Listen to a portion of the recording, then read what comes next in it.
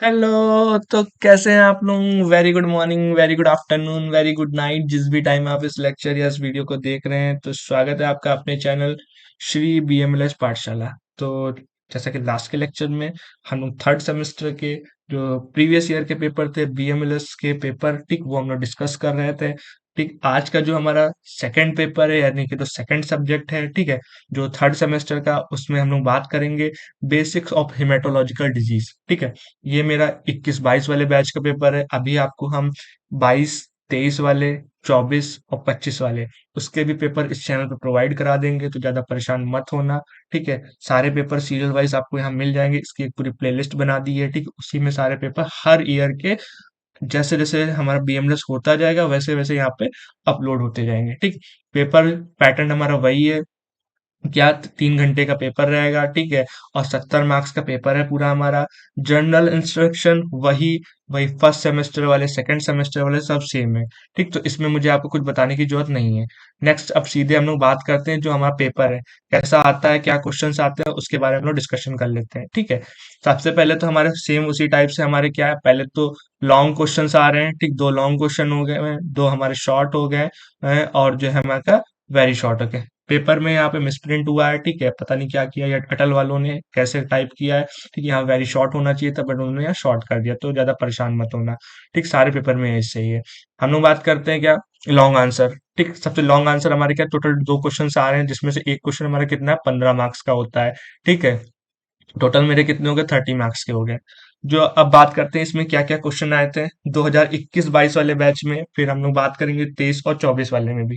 ठीक, वो next video रहेगी। इसमें सिर्फ खाली हम लोग कितना डिस्कस करेंगे, सिर्फ हम लोग कौन सा, 21-22 वाला। चलो स्टार्ट करते हैं। ठीक है, सबसे पहला क्या क्वेश्चन है हमारा, व्हाट इज मैक्रोसाइटिक एनीमिया। ठीक है, macrocytic anaemia, explain the clinical feature for some. देखो इसमें क्या जो है हमारा, जो मैक्रोसाइटिक एनीमिया है, वैसे तो हम लोग ने पूरा मतलब ये सिलेबस है जो भी हमारा हेमाटोलॉजिकल डिजीज का पूरा सिलेबस है, ये एनीमिया के ऊपर पूरा डिपेंड है। एनीमिया इन सेंस जो भी हमारी ब्लड से रिलेटेड डिजीज है, या ब्लड हमारी बॉडी में कम हो जा रहा है, ठीक, उसकी बात की जा रही है। उसी में ये एक उसका टाइप भी है, जिसमें हमारा हमने दो पढ़े थे, एक माइक्रो एक मैक्रो। ठीक, जो हमारा मैक्रोसाइटिक एनीमिया है, हम उसकी बात कर रहे हैं। मैक्रोसाइटिक में क्या होता है, यहाँ पे मेरे सेल्स का लार्जमेंट हो जाता है, मतलब जो हमारे सेल्स होते हैं वो अपने नॉर्मल साइज से वो हमारे बड़े हो जाते हैं, हमारे 9 माइक्रोलीटर, 9 म्यू तक की या माइक्रोलीटर तक की हो जाते हैं। ठीक, जो उसका डायमीटर होता है वो बढ़ जाता है। मेन इसका ये है कि इसका साइज बढ़ जा रहा है, उसी की वजह से एनीमिया कॉज हो जा रहा है। अब इसमें जो डिटेल में हम लोग पढ़ते हैं वो मेगैलोब्लास्टिक एनीमिया के बारे में पढ़ते हैं। अब मेगैलोब्लास्टिक एनीमिया होता कैसे है, किसकी कमी के कारण होता है, ये सारी चीज आपको अंदर इसके लिखने पड़ेगी। विटामिन B12 की डिफिशियंसी हो गई, फॉलिक एसिड की डिफिशियंसी हो गई। ठीक, सबसे ज्यादा ये हमारे इंडिया में ही देखा जाता है। ठीक है, अच्छा, फिर उसके बाद सोर्स लिख देना कि कैसे हमारे ये जो विटामिन B12 और फॉलिक एसिड हमारे किस सोर्स से मिलते हैं, ग्रीन लीफी वेजिटेबल्स से मिलते हैं, उनके बारे में थोड़ा सा लिखना होगा।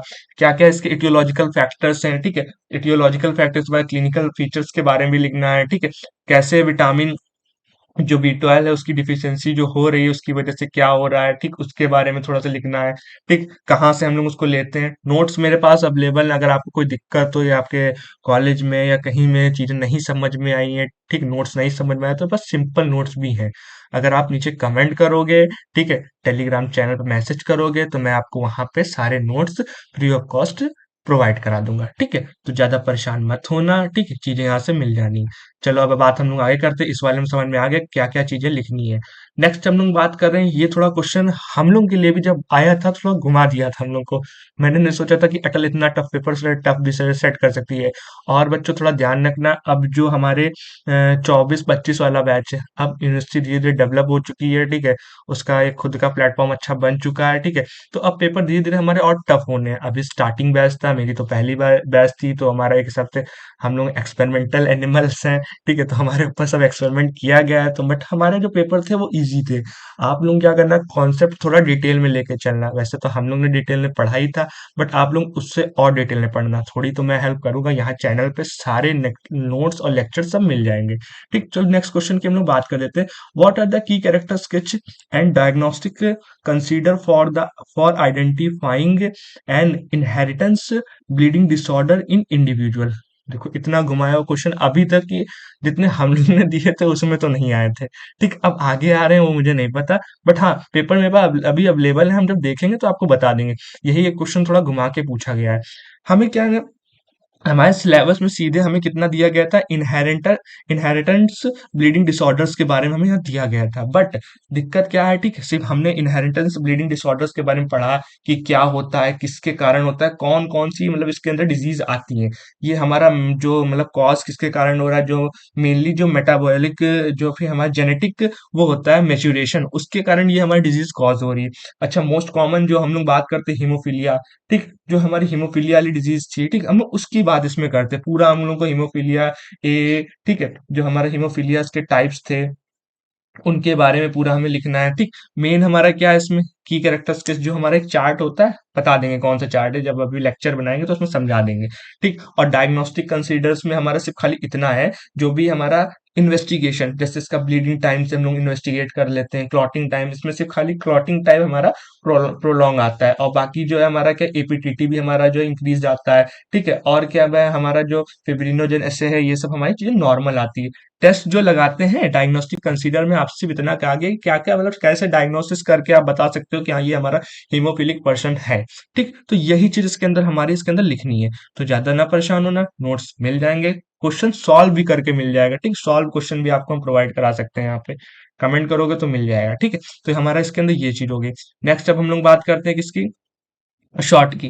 ठीक है, शॉर्ट आंसर्स में जो हमारा सबसे पहला जो था, लिम्फोसाइटिक डिसऑर्डर्स क्या होते हैं। अच्छा, ये जो क्वेश्चन है हमारे टोटल दो क्वेश्चन इसमें भी आते हैं। ठीक है, 10 मार्क्स का एक क्वेश्चन होता है, ठीक है, आप लोग जानते हो, टोटल हमारे कितने 20 मार्क्स का हो गया।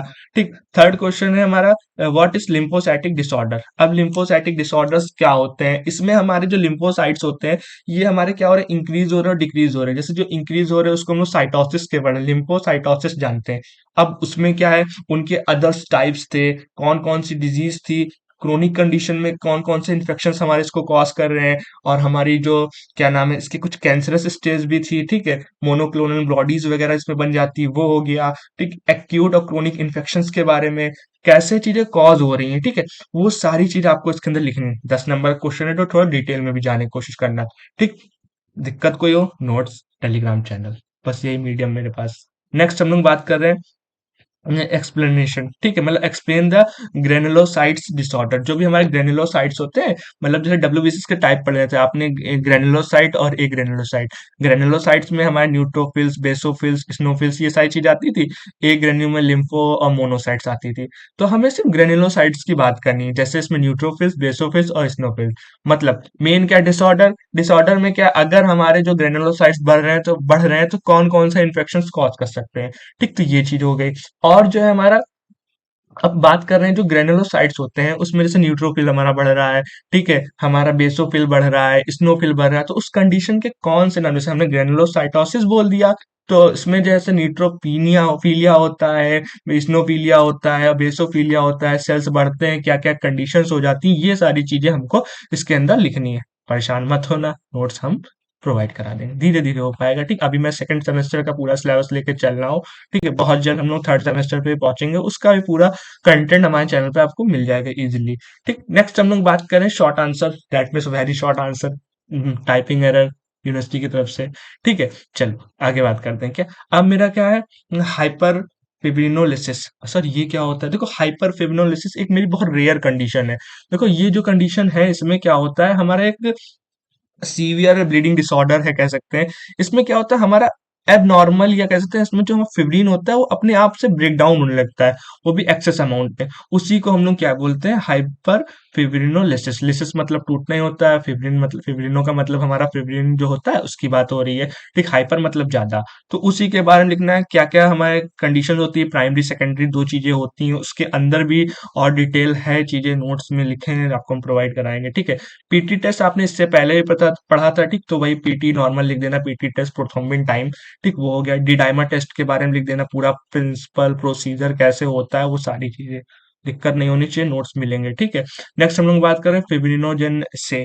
ठीक, फिब्रिनोजेन से हम लोग ने डिटेल में इस बार पढ़ा भी था कि कैसे हम लोग फिब्रिन्स को ऐसे कर रहे हैं, क्या क्या चीजें बन रही है, क्या प्रोसीजर है। अच्छा सर, इस बार क्लॉट, अच्छा देखो, हमने सेकंड सेम में क्लॉटिंग मतलब फैक्टर्स पढ़े थे, ठीक है। तो यूनिवर्सिटी देखो कितना मतलब एक हिसाब से चीजें क्या कर रही है, आप जितना पीछे पढ़ते जा रहे हो थोड़ा उसको बैकअप रखना। अब क्लॉटिंग फैक्टर्स दे दिए हमें, ठीक, कॉगुलेशन फैक्टर्स जो हमारे थे उसी की बात की जा रही है, उन कोagulation फैक्टर्स के बारे में, ठीक है। थोड़ा सा और हमारे इसमें अपने में जो इस सेमेस्टर में हमको शायद उसके जो इनहिबिटर्स थे उनके बारे में हमें चीजें जाननी थी, बट इन्होंने सिर्फ सिंपल इतना लिख दिया, तो आपको पूरा क्लॉटिंग फैक्टर्स के बारे में हमें जो भी चीजें जानते थे, ठीक है। हम लोग को इस सेमेस्टर में सिर्फ खाली डेफिशिएंसी दी गई थी, वैसे हमारा फैक्टर कोई डेफिशिएंस हो रहा है तो उसकी वजह से क्या क्या होती है, बट इन्होंने खाली कोagulation फैक्टर्स जो होते हैं उनके बारे में दे दिया गया। तो हमने मतलब वहां पे क्या करना, जो 13 क्लॉटिंग फैक्टर्स होते हैं उनके बारे में लिख के, थोड़ा से क्लॉटिंग फैक्टर के बारे में लिख के, कौन कौन से पाथवे चलते हैं, वो सारी चीज इसके अंदर आप बता दोगे तो नंबर मिल जाएंगे, ठीक है। तो ये सारी चीज हमारे इसके अंदर नोट्स में किसी की कोई टॉपिक ना अवेलेबल हो, नीचे कमेंट करना, टेलीग्राम चैनल पे वही पुराना मीडियम, किसी बुक या कोई बुक चाहिए हमारे जो रेफरेंस में दी गई है वो भी हमारे पास अवेलेबल है, वो भी हम आपको टेलीग्राम चैनल में प्रोवाइड करा देंगे, ठीक है। तो वीडियो अगर आपको अच्छी लगी हो तो वीडियो को लाइक करना, कमेंट करना, चैनल को सब्सक्राइब करना मत भूलना। Thank you so much watching, मिलते हैं हम लोग नेक्स्ट लेक्चर में।